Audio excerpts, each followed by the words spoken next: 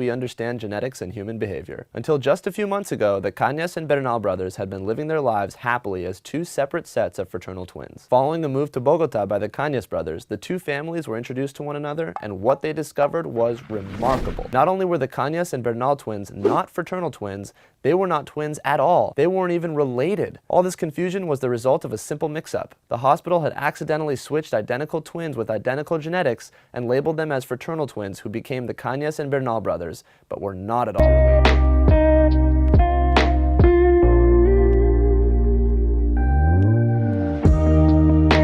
Brother story makes for a fascinating case of nature versus nurture, as featured in this current issue of the New York Times Magazine. So again, this is a situation of two sets of twins separated and switched. It is. Okay. You have two sets of identical twins, right? Jorge and William, and they are born, because one thing that you didn't get into in the intro is how different the environments of these two twins were. Rural farm. These guys over here, Carlos and Wilbur, from a very, very remote part of northern Colombia.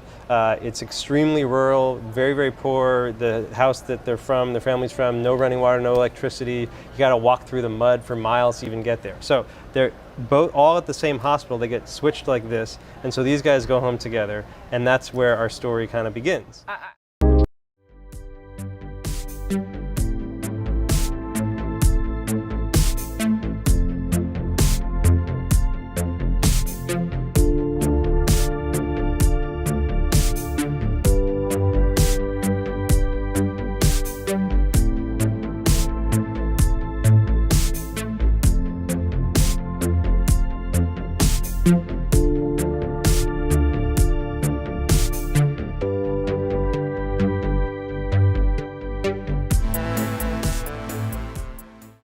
To tie these together is if you were cloned, and your clone was reared obviously in a different woman prenatally, grew up in a different family with different parents, went to a different school, had different friends, had a different job, that clone would be very similar to who you are now, not just in school achievement, but in personality and psychopathology. In fact, that clone would be as similar as identical twins reared together. So with school achievement, they correlate about 0.7, identical twins reared together. Being reared apart doesn't make you any less similar. So can you see that that's talking about the importance of nature, the unimportance of the systematic family environment, and it's not just a hypothetical experiment. I don't know if you know who this is? No? Yeah. You'll know in just a minute. This is Bobby, who grew up in Long Island in a very wealthy family. He went to university in upstate New York, and on the first day, everyone's calling Bobby Eddie. Girls were coming up and giving him a hug and a kiss, saying, "Oh, Eddie, it's so good to see you." So he'd think it's psychology experiment, looking for the cameras. But then he met Eddie, and they quickly worked out they had the same birth date. They were adopted from the same adoption agency in New York. And the publicity that came from that led to the rare circumstance of a third identical triplet. Because I told you that the zygote separates for reasons unknown. Sometimes one of those zygotes separates again. So these are clones of one another. They have the same DNA sequence. Why were they separated and didn't know about each other's existence? Why was one put in a lower class home, one in a middle class home, one in an upper class home? A nutty psychiatrist who was actually out to prove nurture's important. He thought it was going to be a definitive experiment. Identical triplets, put one in a lower class family, one in a middle class family, one in an upper class family. They already had adopted another kid from the agency, so they knew what the parenting styles were like, so they made them as different as possible. And he was a Freudian, this is in the 50s, just assume the environment, it's all about nurture. But then when the results started coming out, he actually buried them, so they're under lock and key at Yale Medical School till 2066. Never been published. But this film exposes it, and there's probably at least half a dozen, if not more, identical twins who have been separated as a result of this. He was a psychiatrist to that adoption agency.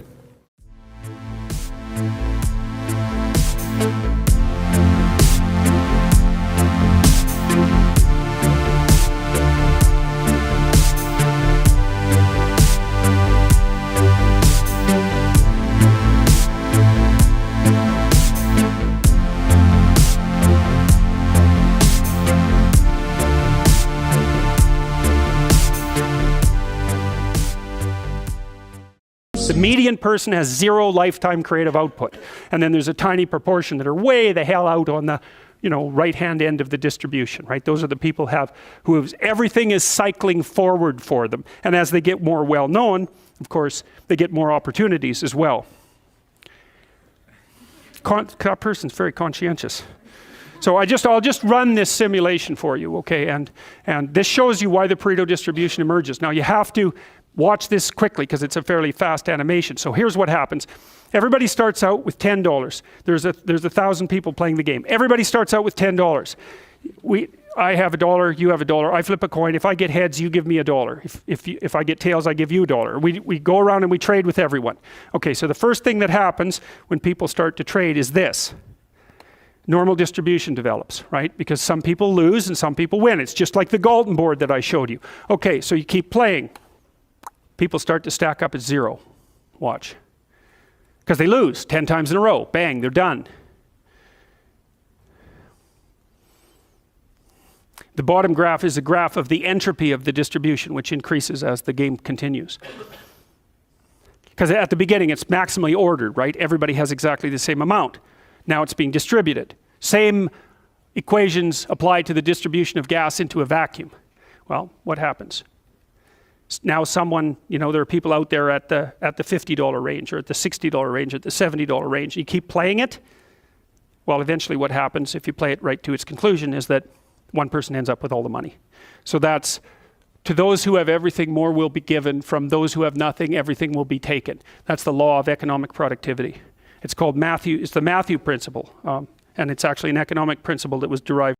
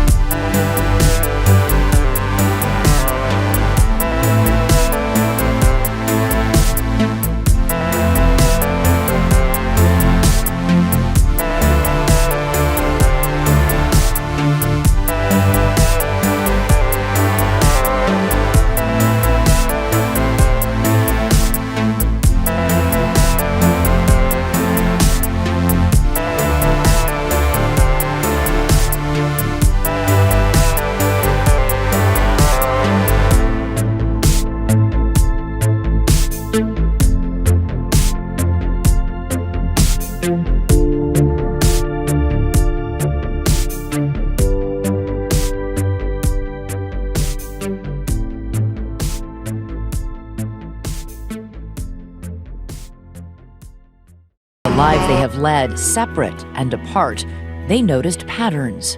We live parallel lives, essentially. You both have 3 kids. Yeah. I mean, similar ages, too. You guys both coach hockey? Yeah. Our kids both started playing, and I never played growing up. I never did either. You both hold your wallet in your front pocket? I don't know how much of that is like genetic or just, Not many people do that, though. So you got married the same year. Yeah. What year? 2. Oh my God, you guys both had to think about it?